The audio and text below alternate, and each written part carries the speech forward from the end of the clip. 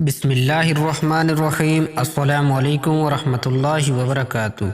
لیلۃ القدر کیا ہے؟ لیلۃ القدر کے فضائل۔ لیلت کا معنی رات اور قدر کا معنی بزرگی، شرافت، عزت اور منزلت ہے۔ تو لیلۃ القدر کا معنی عزت والی رات ہے، چونکہ اس رات میں اللہ کا آخری پیغام قرآن پاک لوگوں کی رہنمائی اور ہدایت کے لیے نازل ہوا، اس لیے عزت و منزلت کے لحاظ سے اس رات کو لیلۃ القدر کہتے ہیں۔ اس لیے بھی اس رات کا نام لیلۃ القدر ہے کہ اس رات کی عبادت اور ریاضت کی اللہ تعالیٰ کے ہاں بڑی قدر ہے۔ اصطلاح میں ماہ رمضان کی آخری عشرہ کی 5 طاق راتوں میں سے ایک مخصوص رات کو لیلۃ القدر یا شب قدر کہتے ہیں۔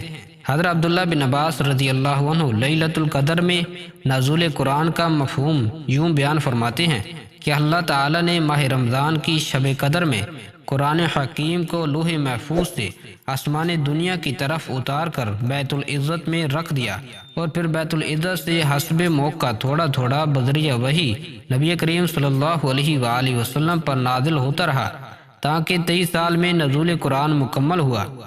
تفسیر ابن کثیر میں ہے کہ نبی کریم صلی اللہ علیہ وآلہ وسلم نے بنی اسرائیل کے 4 انتہائی عبادت گزار آدمیوں حضرت ایوب علیہ السلام، حضرت زکریا علیہ السلام، حضرت حزقیل علیہ السلام اور حضرت یوشع علیہ السلام کا ذکر فرمایا، جنہوں نے 80 سال اللہ تعالیٰ کی عبادت میں گزارے تھے اور ایک آنکھ چھپکنے کے برابر بھی رب کی نافرمانی نہیں کی تھی۔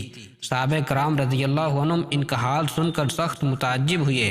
اللہ تعالیٰ نے حضرت جبرائیل کو یہ سورۃ القدر دے کر نازل فرمایا اور کہا کہ تمہاری امت کے لوگ اگر ایک رات لیلۃ القدر عبادت میں گزاریں تو 1000 مہینے 83 سال 4 ماہ کی عبادت کرنے والوں سے افضل ہوں گے۔ نبی کریم صلی اللہ علیہ وآلہ وسلم اور آپ کے صحابہ اس پر بڑے خوش ہوئے۔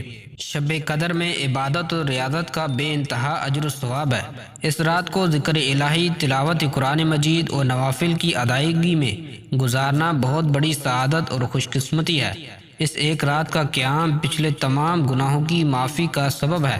حضرت ابو ہریرہ رضی اللہ عنہ سے مروی ہے کہ نبی کریم صلی اللہ علیہ وآلہ وسلم نے فرمایا، جس آدمی نے لیلۃ القدر کو حالت ایمان میں ثواب کی نیت سے قیام کیا، اس کے گزشتہ تمام گناہ معاف کر دیے جاتے ہیں۔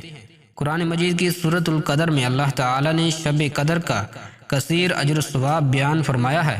اسی طرح رسول اکرم صلی اللہ علیہ وآلہ وسلم نے لیلۃ القدر کی عظمت کا ذکر الفاظ میں یوں بیان فرمایا۔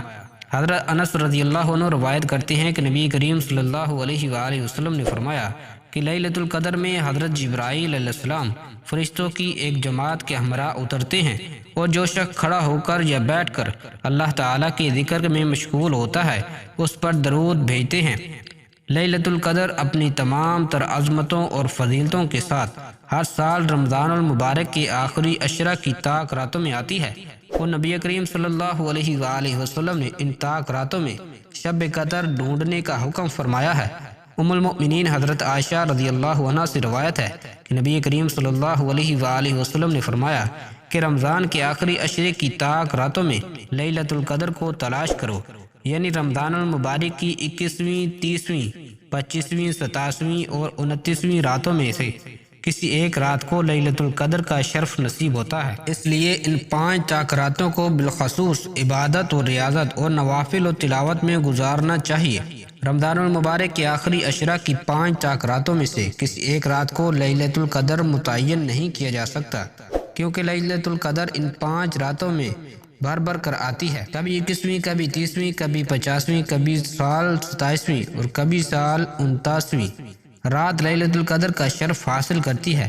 ان راتوں میں سے جس پر اللہ تعالیٰ لیلۃ القدر کا حکم لگا دے وہ 1000 مہینوں سے بہتر کا مستحق بن جاتی ہے۔ لہذا یہ 5 راتیں قیام اور عبادت میں گزارنی چاہیے۔ حدیث شریف میں ہے کہ نبی کریم صلی اللہ علیہ وآلہ وسلم کے زمانے میں 1 سال شب قدر کا مرتبہ عظیم رمضان کی 27ویں رات کو نصیب ہوا۔ چنانچہ صحابہ رسول حضرت عبداللہ بن انیس رضی اللہ عنہ فرماتے ہیں کہ میں نے کہا، اے اللہ کے رسول صلی اللہ علیہ وآلہ وسلم، میرا گھر جنگل میں ہے اور میں وہیں رہتا ہوں، عبادت بھی کرتا ہوں، آپ مجھے ایک رات لیلۃ القدر کا حکم فرمائیں تاکہ میں اس رات اس مسجد نبوی میں حاضری دوں۔ آپ نے فرمایا 23ویں رات میں آ جانا۔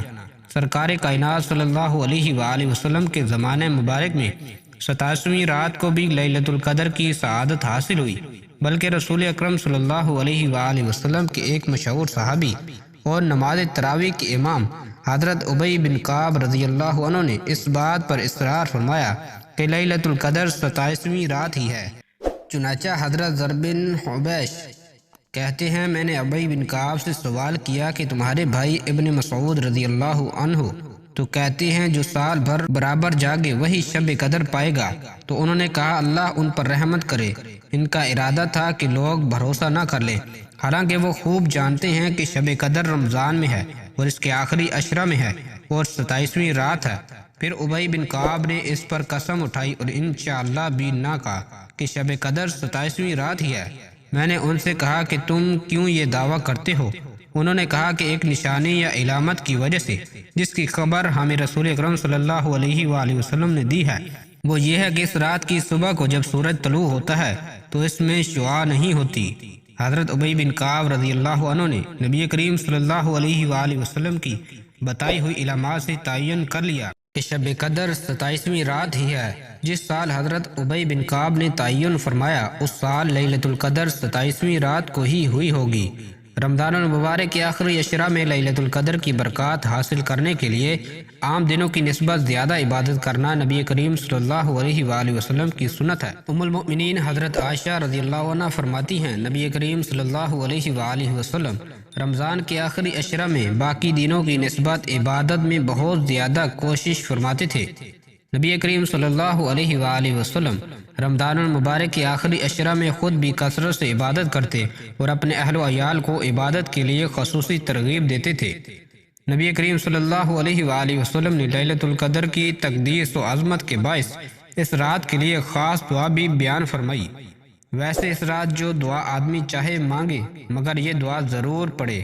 حضرت عائشہ رضی اللہ عنہ سے روایت ہے کہ انہوں نے عرض کیا اے اللہ کے رسول صلی اللہ علیہ وآلہ وسلم اگر اتفاق سے میں شب قدر پا لوں تو اس رات کو کیا دعا کروں؟ آپ صلی اللہ علیہ وآلہ وسلم نے یہ دعا کی اے اللہ تو بڑا معاف کرنے والا اور معافی کو پسند کرنے والا ہے، بس تو مجھے معاف فرما دے۔ اللہ تعالی ہم سب کو لیلۃ القدر جیسی عظیم نعمت سے نوازے اور ہمیں اس رات عبادت کرنے کی توفیق عطا فرمائے، آمین یا رب العالمین۔